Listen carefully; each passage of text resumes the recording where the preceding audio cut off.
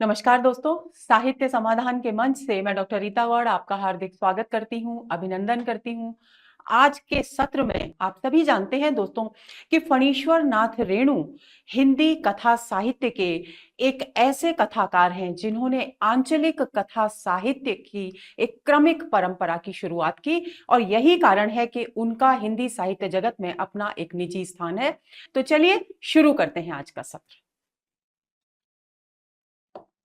सबसे पहला कार्य जो हम करते हैं हमेशा लेखक के कथाकार के जीवन परिचय से संबंधित, तो हम सबसे पहले एक नजर डालते हैं फणीश्वर नाथ रेणु के जीवन परिचय पर। आपका जन्म 4 मार्च 1921 को हुआ और जन्म स्थान था बिहार में औरानी हिंगना गांव अररिया।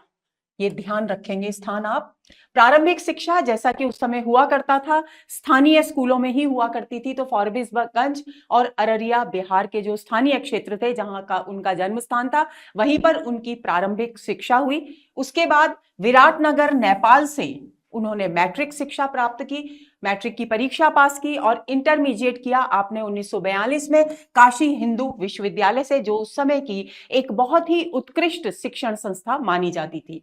आपका निधन 11 अप्रैल 1977 को हुआ।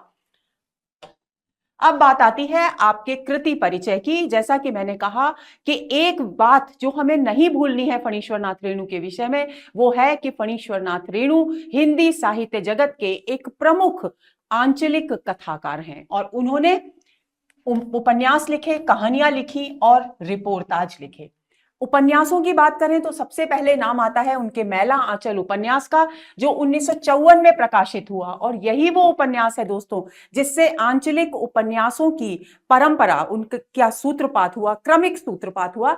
यद्यपि थोड़ा बहुत ग्रामीण परिवेश का चित्रण पूर्ववर्ती उपन्यासों में भी मिलता है, प्रेमचंद के गोदान में भी मिलता है, लेकिन आंचलिकता का जो स्पर्श, जो जीवंत चित्र मैला आंचल में मिलता है वो उससे पहले के किसी भी उपन्यास में नहीं मिलता। यही कारण है कि आंचलिक उपन्यासों के लेखन की परंपरा की शुरुआत मैला आंचल से मानी जाती है। उनका दूसरा उपन्यास है परती परिकथा, जो 1957 में प्रकाशित हुआ। तीसरा दीर्घ तपा 1964 में, जुलूस 1965 में, कितने चौराहे 1966 में, कलंक मुक्ति 1972 में प्रकाशित हुआ।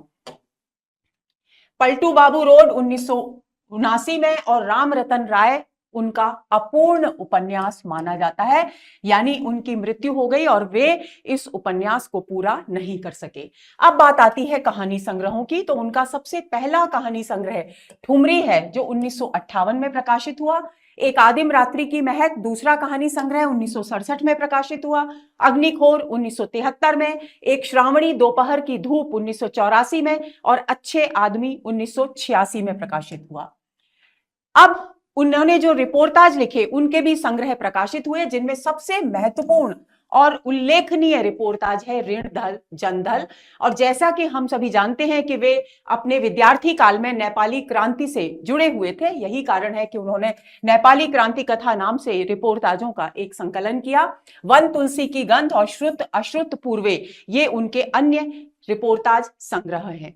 और उनकी कुछ एक प्रसिद्ध कहानियां हैं दोस्तों, उन्होंने बहुत सारी कहानियां लिखी, सभी कहानियां लगभग आंचलिक परिवेश से युक्त हैं, लेकिन उनमें से 6-7 कहानियां ऐसी हैं जो उनकी कालजयी कहानियों में शुमार की जाती हैं, शामिल की जाती हैं। और इन कहानियों में है सबसे पहला नाम मारे गए गुलफाम, जो ऐसा माना जाता है कि तीसरी कसम कहानी का मूल नाम था। और इस कहानी पर जो फिल्म बनी तीसरी कसम नाम से, तब से ये कहानी तीसरी कसम के नाम से ही प्रसिद्ध हो गई। आदिम रात्रि की महक उनकी दूसरी महत्वपूर्ण कहानी है जो उनकी कीर्ति का प्रमुख आधार बनी।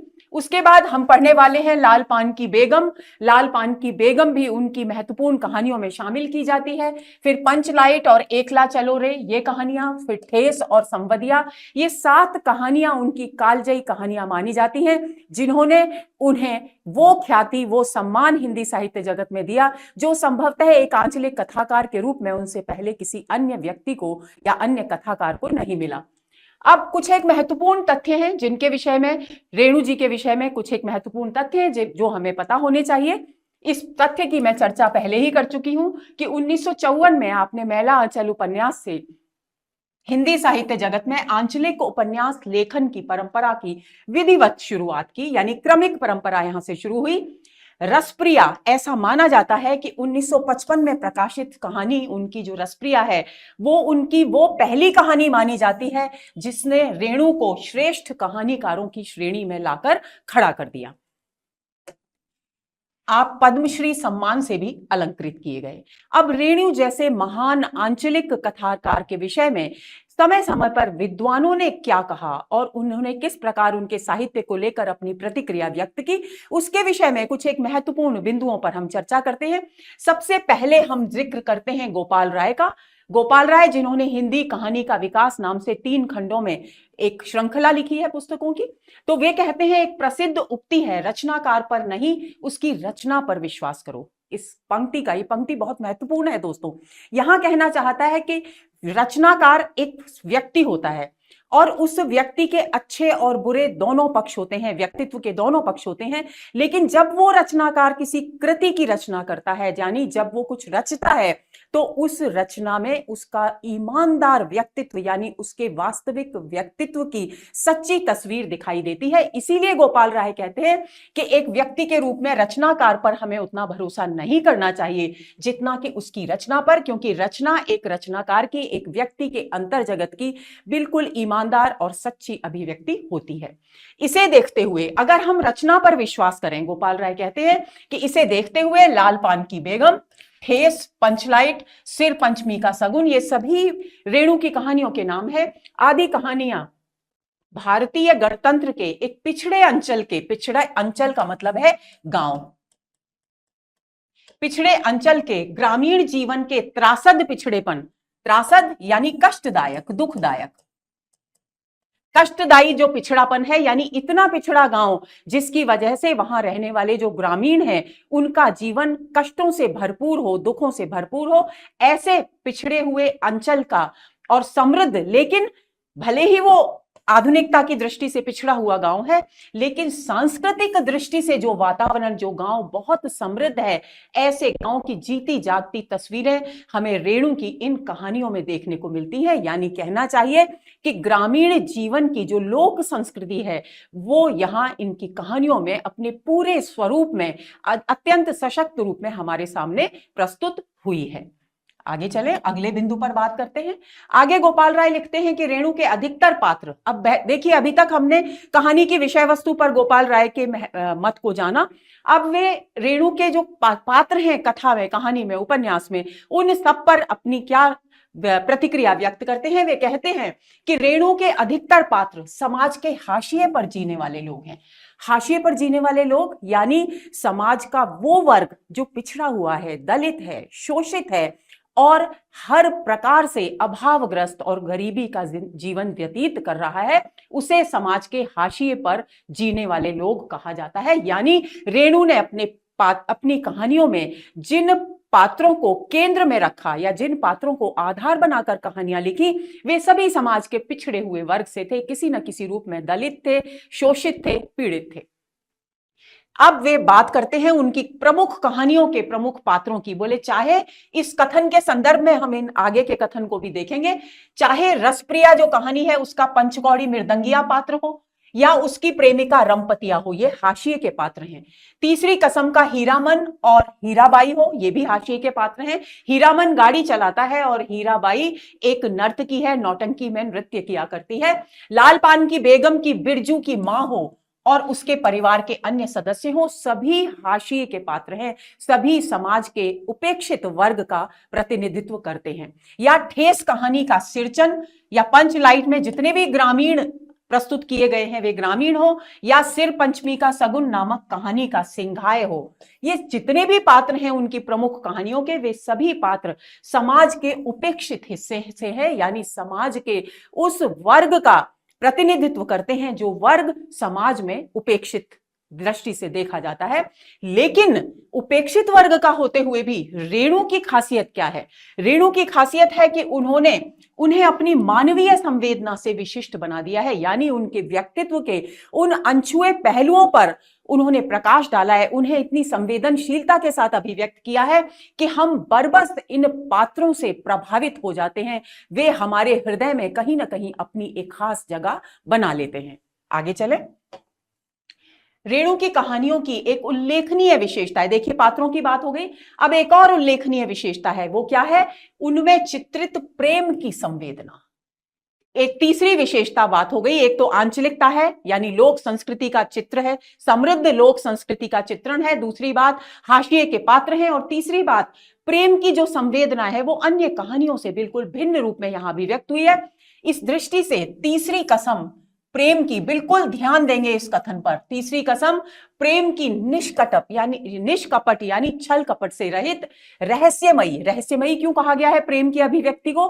क्योंकि वो अभिव्यक्ति स्पष्ट रूप से होती ही नहीं, केवल हृदय से हृदय तक ही सीमित रहती है, वहीं पर उमड़ती घुमड़ती रहती है, लेकिन वो विचारधारा प्रेम की जो है अभिव्यक्ति नहीं पाती, तो इसलिए उसे रहस्यमयी कहा गया है। और क्योंकि सरलता से अभिव्यक्त नहीं की जा रही है, इसलिए वो जटिल भी है, लेकिन वो शारीरिक सीमाओं से यानी भौतिकता से, वासना से कहीं ऊपर एक पवित्र अभिव्यक्ति है, इसलिए उसे उदात्त संवेदना की अभिव्यक्ति कहा गया है। और इस दृष्टि से तीसरी कसम कहानी अपनी एक समय की एक बेजोड़ कहानी है। इस कथन को आपको याद कर लेना है, क्योंकि यही तीसरी कसम कहानी का मूल कथ्य है। मूल कथ्य या मूल संवेदना जिसको कहानीकार अपनी कहानी के माध्यम से अभिव्यक्त करना चाहता है, उसे मूल कथ्य या मूल संवेदना कहते हैं। और तीसरी कसम के माध्यम से इसी निश्चल निष्कपट प्रेम की प्रभावशाली अभिव्यक्ति करते हैं फणीश्वरनाथ रेणु। आगे नामवर सिंह क्या कहते हैं उनके विषय में देखते हैं। नामवर सिंह लिखते हैं कि रेणु, मार्कंडेय और शिव प्रसाद सिंह की कहानियों में ग्रामीण चेतना मिलती है। ये तीनों कहानीकार दोस्तों आंचलिक कहानीकारों के रूप में जाने जाते हैं। तो उन्होंने एक साधारण सा वक्तव्य प्रस्तुत किया कि मार्कंडेय, शिव प्रसाद सिंह और रेणु, इन तीनों की कहानियों में ग्रामीण चेतना मिलती है, यानी इनकी कहानियों का जो मूल बिंदु है वो आंचलिक है, आंचलिकता के इर्द गिर्द ही घूमता है। अगला बिंदु, अब बात आती है कि बच्चन सिंह क्या कहते हैं फणीश्वरनाथ रेणु की कहानियों के विषय में। तो देखिए वे लिखते हैं, ग्रामांचल की तह में घुसकर उसके शब्द, रूप, रस, गंध, स्पर्श को समग्रता में चित्रित करने वाले अकेले और अद्वितीय कथाकार हैं फणीश्वरनाथ रेणु।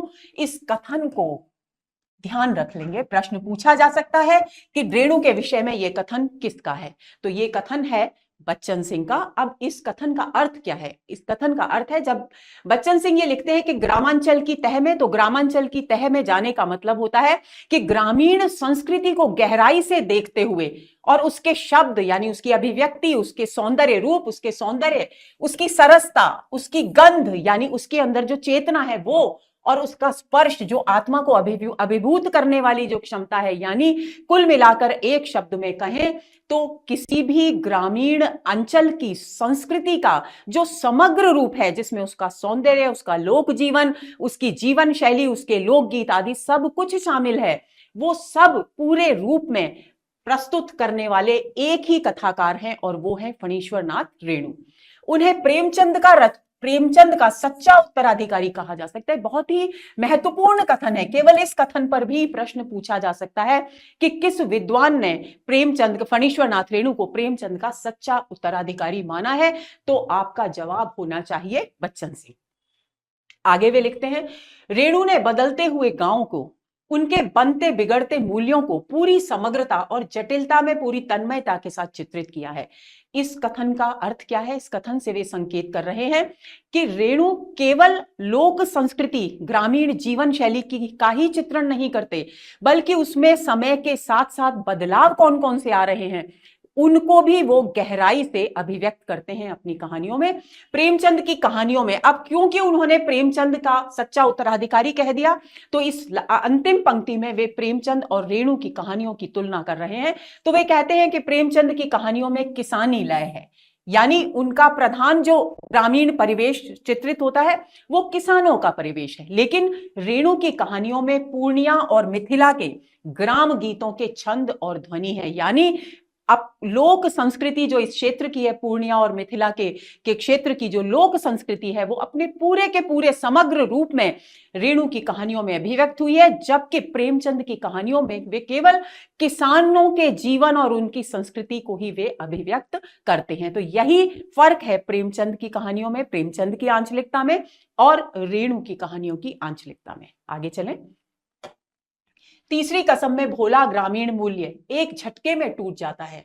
रोमांटिक कहानी एंटी रोमांटिक हो जाती है। लाल पान की बेगम, रसप्रिया, ठुमरी आदि पर पाठक मुग्ध है। बच्चन सिंह क्या कहते हैं कि तीसरी कसम एक ऐसी कहानी है रेणु की जिसमें भोला ग्रामीण मूल्य, भोला ग्रामीण मूल्य क्या है? निश्चल ग्रामीण मूल्य, निश्चल ग्रामीण मूल्य है हृदय की गहराई से बिना किसी छल कपट के किसी के प्रति प्रेम का भाव रखना। और वो जो भोला ग्रामीण मूल्य है, जब हीराबाई ट्रेन से वापस मथुरा मोहन कंपनी में लौटती है और उसे पैसे देती है कि गर्म चादर खरीद लेना, और उससे बेलारी के मेले में आने का आग्रह करती है, उससे पूछती है, उस वक्त जब वो जा रही है पैसे देकर, उस समय जो प्रेम का भाव हीरामन के हृदय में जन्म ले रहा था वो एक झटके से टूट जाता है। जो कहानी अब तक प्रेम की कहानी प्रतीत हो रही थी वो कहानी एंटी रोमांटिक हो जाती है, यानी प्रेम विरोधी कहानी के रूप में उसका अंत होता है। क्योंकि जैसे ही ट्रेन रेलवे स्टेशन से गुजरती है, निकलती है, चली जाती है, वैसे ही हीरामन को अपनी पूरी की पूरी स्थिति पता चलती है और उसे लगता है जैसे उसके चारों ओर एक खालीपन, एक शून्य सा व्याप्त हो गया है। और यही इस एंटी रोमांटिक कहानी के एंटी रोमांटिक होने का प्रमाण है। लाल पान की बेगम, रसप्रिया और ठुमरी पर मुग्ध है, यानी ये भी रेणु की प्रमुख कहानियां हैं। तो दोस्तों ये हुआ हमारा आज का सत्र जिसमें हमने फणीश्वर नाथ रेणु पर बात की। अगले सत्र के इंतजार में रहिए। नमस्कार।